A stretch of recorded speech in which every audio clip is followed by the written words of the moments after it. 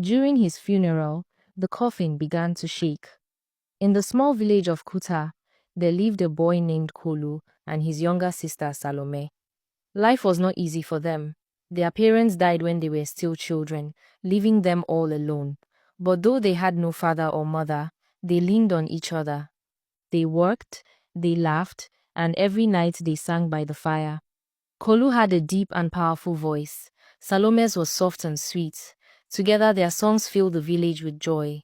The elders would shake their heads and say, "This boy's voice will not stay in Kuta, it will travel far."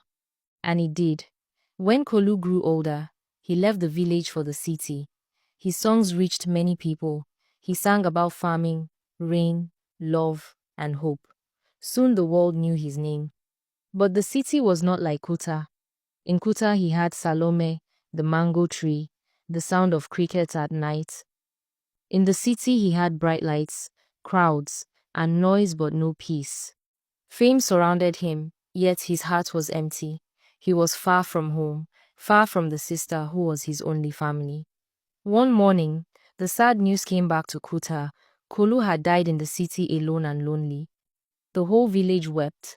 The men beat the ekwe drum slowly. The women wailed, and children sang his songs through tears. At the front walked Salome, her heart broken, carrying Kolu's old wooden flute. They brought his body home and laid the coffin in the village square. Everyone placed flowers and red earth beside it. Among his things, Salome found a letter he had written. "No matter how far I travel, my heart belongs to Kuta. If I die away, bring me home. Only here will I rest." That night, the people gathered under the stars. The elders asked Salome to sing, but she could not. Instead, she lifted the flute and began to play.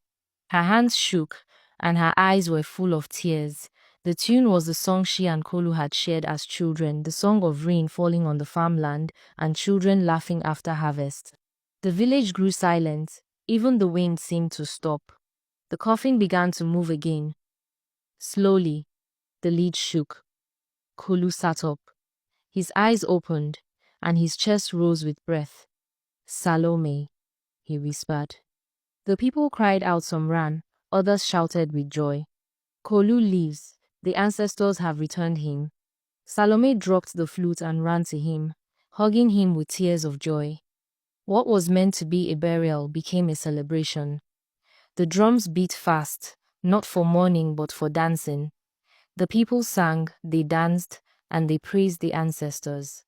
From that day, the story was told. The songs of Kolu are stronger than death. Though he died of loneliness in the city, love brought him back home. And so, Kolu lived again, not only in memory, not only in song, but in flesh and spirit, walking once more with Salome under the mango tree where their music began.